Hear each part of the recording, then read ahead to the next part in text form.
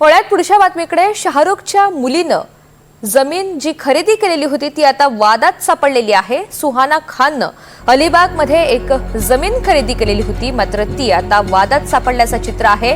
भाडे तत्वावर दिलेली सरकारी जमीन परस्पर विकली असा आरोप दावा केला जातोय। जमीन पुन्हा शासन जमा करण्याची याचिका सुद्धा दाखल करण्यात आली आहे। तर शाहरुख खानच्या मुलीनं एक जमीन खरेदी केलेली होती, मात्र आता एकंदरीत हे प्रकरण वादात सापडल्याचं चित्र आहे। या संदर्भात एक याचिका दाखल करण्यात आलेली आहे। सुहाना खाननं अलिबागमध्ये एक जमीन खरेदी केलेली होती, भाडे तत्वावर दिलेली सरकारी जमीन परस्पर विकली असा आरोप केला जातोय आणि याच आरोपामुळे आता जमीन पुन्हा शासन जमा करण्याची याचिका या संदर्भात दाखल करण्यात आलेली आहे। मेहबूब जमादार आपल्या सोबत आहेत, अधिकची माहिती त्यांच्याकडून जाणून घेऊयात। मेहबूब, या जमिनीचं एकंदरीत संपूर्ण प्रकरण काय?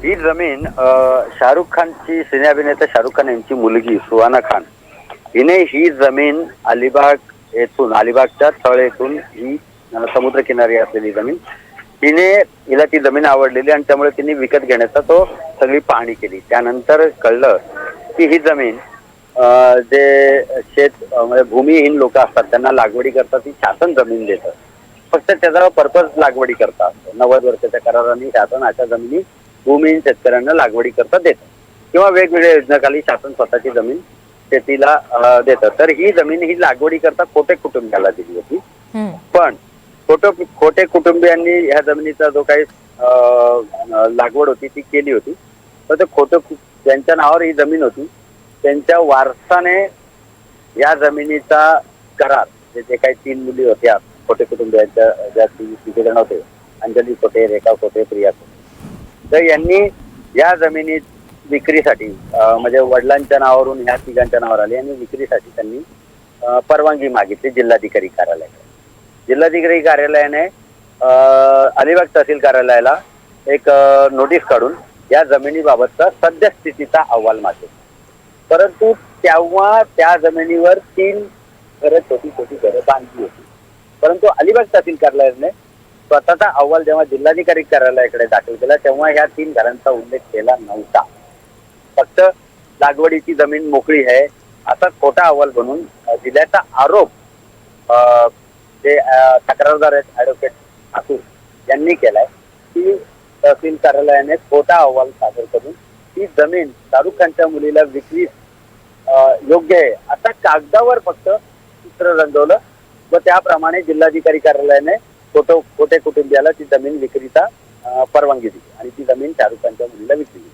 परंतु त्यानंतर याप्रमाणे अलिबाग तहसील कार्यालयाने विक्रीस लाभ व्हावा किंवा विक्री सोयीस्कर व्हावा याप्रमाणे असा अहवाल बनवला, परंतु त्या ठिकाणी 3 घरं जी होती त्याचा उल्लेखच अहवालामध्ये केला नव्हता असा आरोप तक्रारदारांनी केला। त्यामुळे आता तक्रारदारांकडून हरकत घेण्यात आलेली आहे की शाहरुख खानच्या मुलीला जी जमीन दिली गेली आहे ती एकतर CRZ मध्ये येते आणि तिची खोटे अहवाल बनवून ती जमीन विक्रीस लायक केली आणि म्हणूनच ती याचिका दाखल करण्यात आलेली आहे आणि पुढे आता नेमका काय निकाल येतो, काय निर्णय होतो हे सुद्धा पाहायचं आहे। धन्यवाद सविस्तर माहितीसाठी।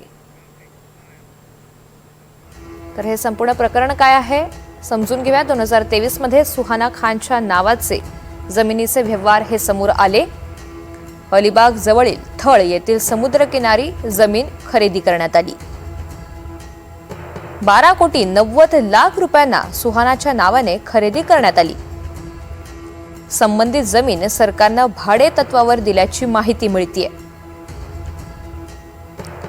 1968 मध्ये नारायण खोटे यांना भाडे तत्वावर जमीन देण्यात आलेली होती। त्यांच्या निधनानंतर वारसदारांनी सरकारी जमीन विकली।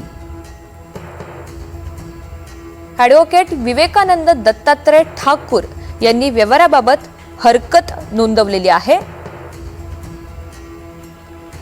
जमीन शासन जमा करण्याची कोर्टात त्यांनी मागणी केली आहे।